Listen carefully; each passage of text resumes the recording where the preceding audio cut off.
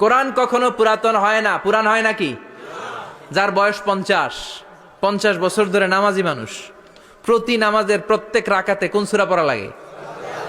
তো 50 বছর যদি কেউ নামাজি হয়, তাহলে কত লক্ষবার উনি সূরা ফাতিহা পড়ছে উনি নিজে জানে?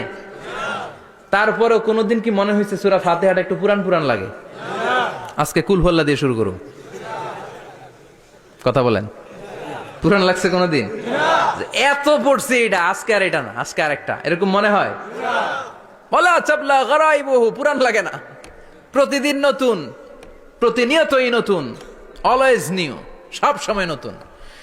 এজন্য বিশ্বনবী বললেন লা তুহসা আজাইবুহু, কোরআনের আশ্চর্যান্বিতার শেষ নাই। ওয়ালা তাবলা গরাইবুহু, কোরআন কখনো পুরাতন হয় না।